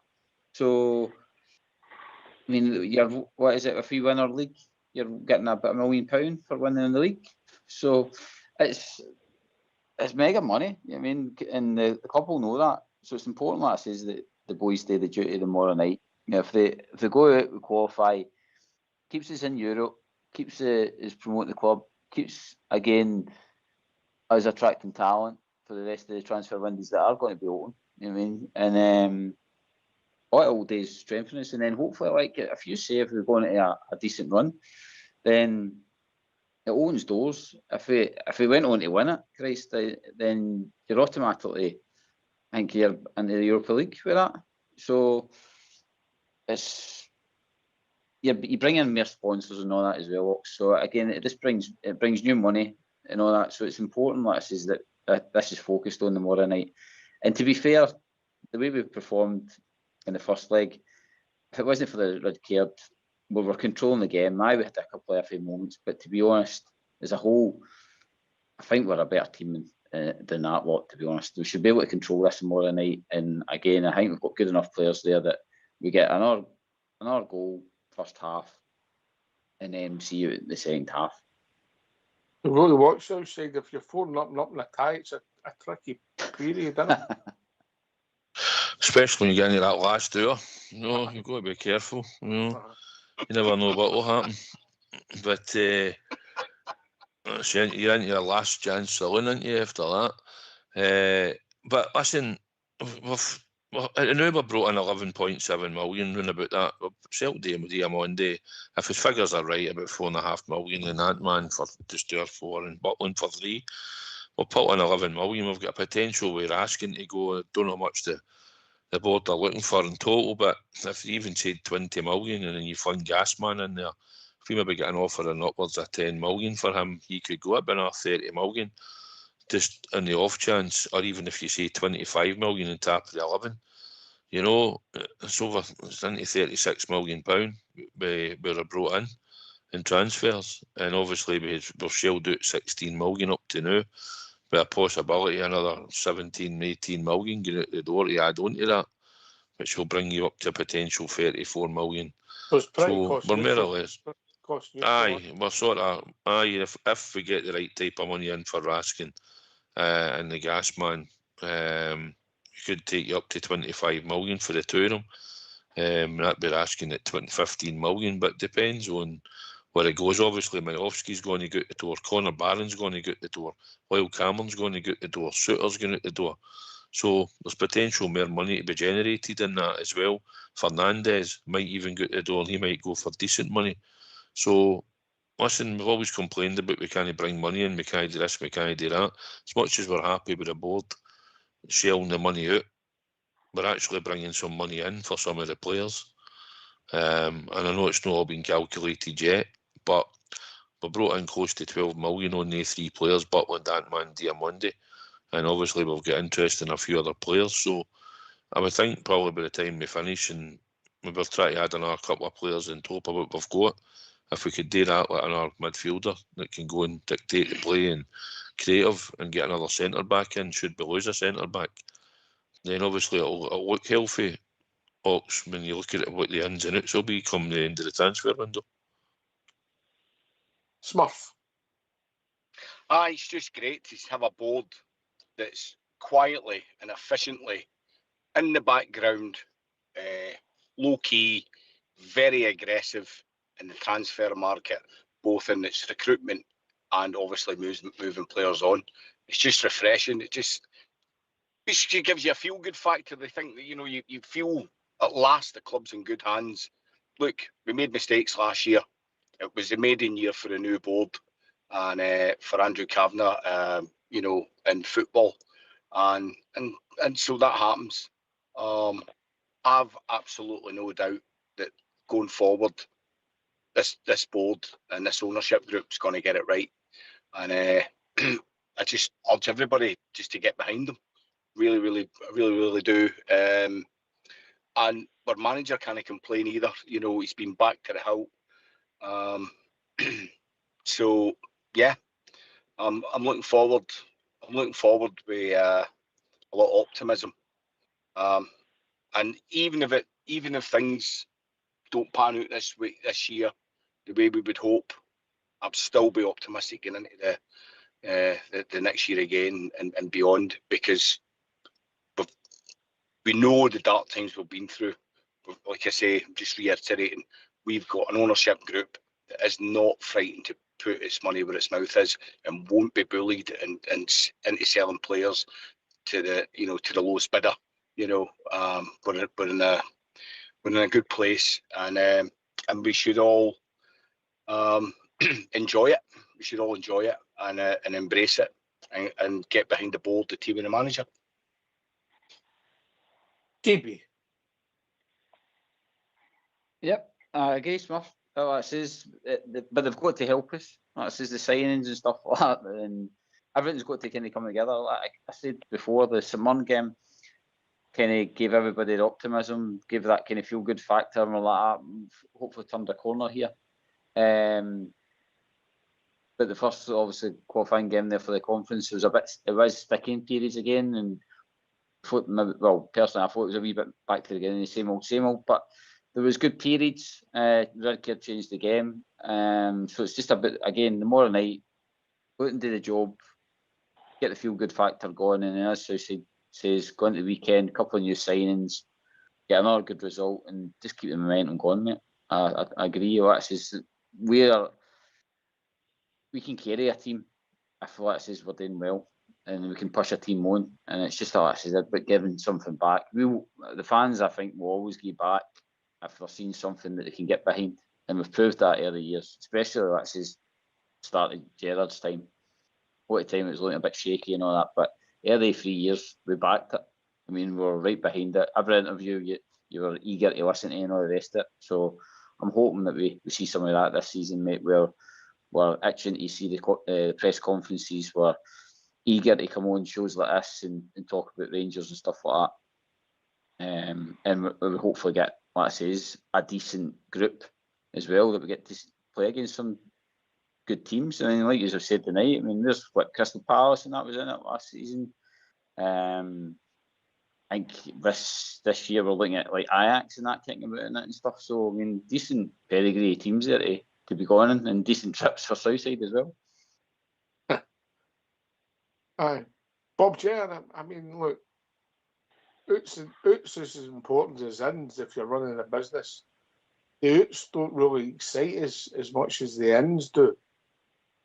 But yeah, carry on, mate. They never do. I mean, the outs to me didn't bring any success to the club.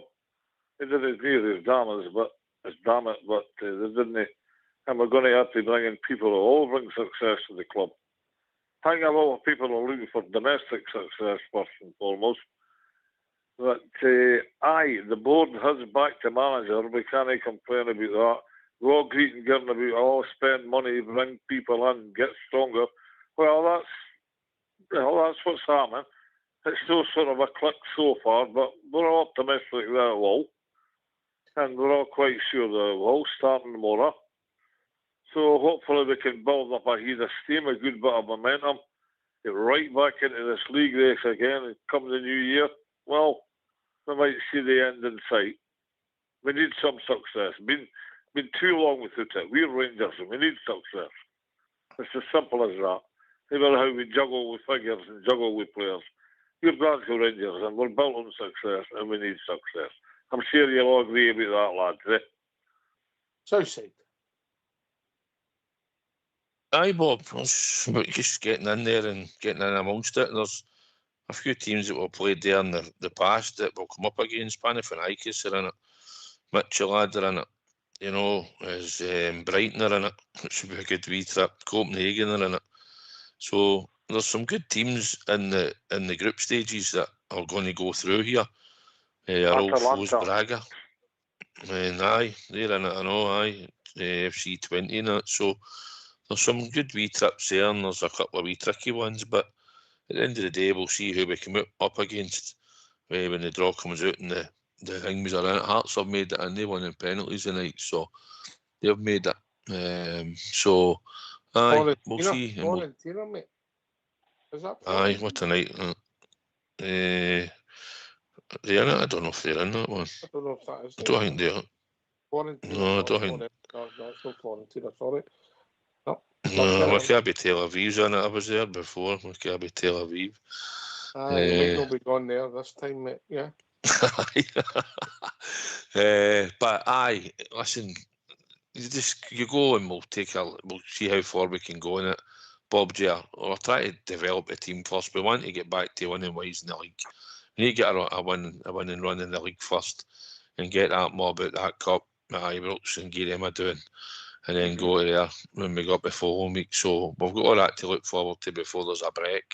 September, so the games are going to come thick and fast, and we need to be up and motor and ready for them, mate. You know, and let's get back to winning ways. Absolutely, loads to look forward to. And I hope European football is one of them because I love the European nights. But yeah, I kind of misinterpreted your question here, Roxanne. There is a lot of high quality sides in this conference league. Just because you drop down a level doesn't mean you drop down a level of team. It's maybe just as hard as the Europa League. I don't know what the format is. Do you draw somebody out of hat, then play them, then move on? No, it's groups of six. Is that a section? Yeah, you play 7. Is it 7? You sit out one, you play 3 and 3. See. Aye. Well, that's not so bad then. There's a chance you can qualify for the next phase then. It's a league format, mate. It's a league format. By the way, just your take. What is your take on that new format? You remember that one in the Europa League? Was it right at Ibrox? We went for it. We needed 9 results to go over my Southside, and they all started. You don't get 9 results up this season, and we got them up one night. They used to play one team away. They used to have one team when you played them at home or away. With Zed Alkmaar back in the day, played them away, but you didn't play them at home. And then you went and played another team. It was just 1.5 games you were playing. They had that format a good while ago. But who was it before the Ibrox that night? It was mental. Every result went our way, and they ended up. What did we end up 4th or something? We were right through. Ended up 4th. Aye, was it? Who was it? I'll check it out. It was probably come on this time, but Aye, listen, if you get it right and you start progressing, you get results, it becomes exciting, Europe. At the moment, GB, Southside saying about it's a conference, you're saying it yourself, it's a bit flat. But if we'd have got a decent start to the season and this is the competition, we'd play the teams and look forward to it. So once it comes around, it might be a different kettle of fish, mate. Ox, can I come in on that? Let GB come in and then you can come in, Smurf. Sorry, aye, on you go. Aye. I know. Ox again. Like a good decent result, a good performance tomorrow night will make us look forward to it. You know what I mean? And again, you hope that there is the group that we did get drawn in. You hope there is some cannon fodder in amongst that for us to go out and put us in the headlines. You know what I mean? I think the days might have gone, mate. You know what I mean? I don't know, mate. There's some ones that are like. You're not my first. You're not my last. You're not my everything yet.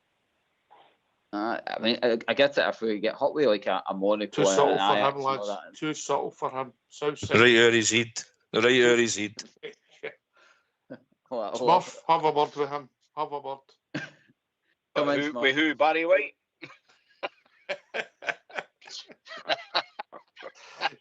I'll do it again, GB. You're not my first. You're not my last. You're my everything. Dear me. GB. Anyway. You got it? Nah, he's snookered. He doesn't need snookers, he needs Beltrami. Anyway. That was too subtle. He's my favourite. GB's my favourite. That was subtle. Smurf.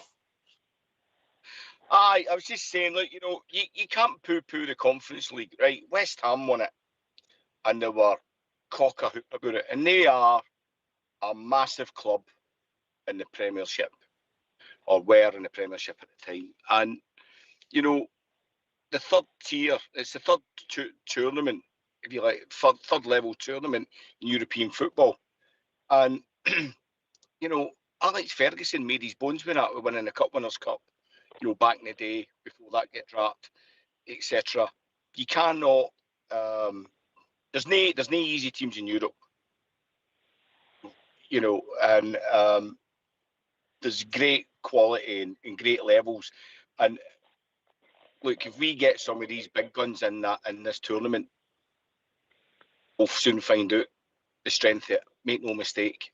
There's English Premiership teams in there, and there's nobody, they're name bugs, there's nobody to be taken lightly. So enjoy it, buckle up. I'm confident we'll get through. Enjoy it. We have to win tomorrow night. Oh, of course, but I'm confident we'll do that. I don't know. I just, do you know what? I was feeling flat for a wee bit about everything, and the boards come through. I think the signing of Penrice, you know, it's not just a case of he's a backup to Romans. Romans has gone in. He's got a challenger for his jersey. There's actual genuine competition in that position, and we get that out of the pitch. It can only bode well. I'm really enthused about how things are going, but it's early days. People have got to settle in, need time to gel, and that's just a sort of stark, harsh reality. But I just hope people give them time. But like you say, tomorrow we'll wait for nobody.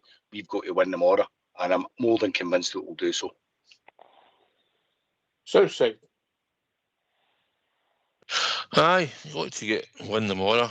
Looking forward to the game. We've just got to make sure that we do the business and make sure we're in that round, and then we can take it when the draws come. But listen, the most important things for me and everybody else out there is getting back to winning ways in Scotland and get back to winning trophies and get that league title back. That's the most important thing. And I think the eyes of the support.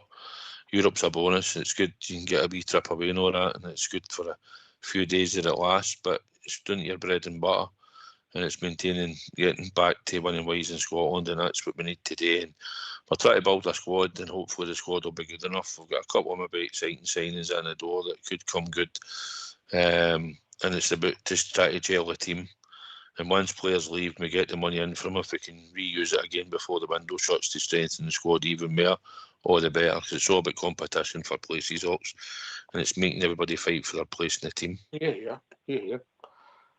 Right, last word for your good self, Bob. Thanks for having me on again. Really good, interesting discussion as usual. Well, I'm intrigued with the sex capital of Scotland, Ox. I just didn't get that at all. It's in a red top. There's a lot of big families up here, and everybody's got a Humphrey back carrying a family allowance book about with them, but there you go. I wouldn't kind of be the sex capital of Scotland. Drugs, maybe, but no sex. Right. Thanks for that. Good luck tomorrow, Rangers. I think we can do this. And looking forward to see everything that's coming up, the new signings, the games, the lot. So I'll bid you all good night, lads. Thank you very much indeed. Cheers, mate. Smurf. As always, gents, thanks for having me. And onwards and upwards. Take it easy and good night. Cheers, mate. Speak to you soon, Brat. Southside, last word. Aye, for the last time of night, I'd just like to say thanks to everybody on the YouTube feed for the last night.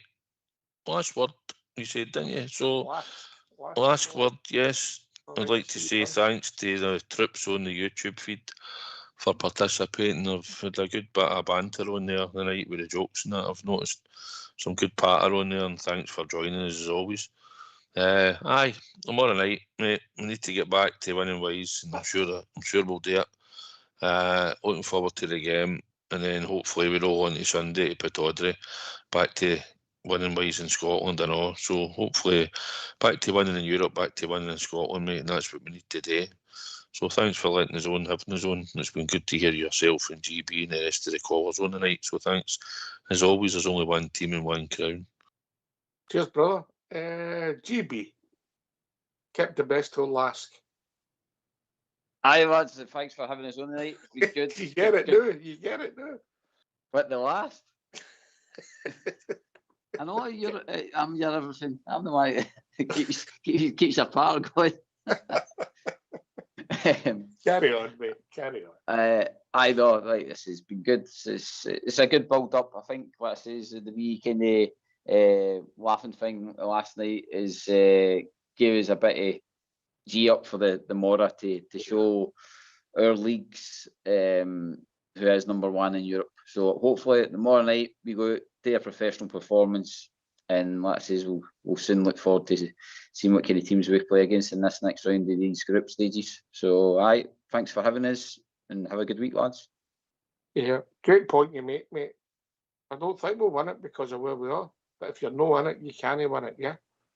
You know, listen, thanks to Cal, Bob Chair, Smurf, and of course our own South Side who jumped on to join us here tonight. Thanks to GB for doing the show, Fox and All School Blue for doing the technicals. Thanks to everybody for listening. Rangers Radio will be back tomorrow night, 15 minutes after the final whistle. Just remembering, everybody, it's a 5 o'clock kickoff, a 5 p.m. kickoff. Thanks for listening. Enjoy the rest of your evening. Take it away, All School Blue.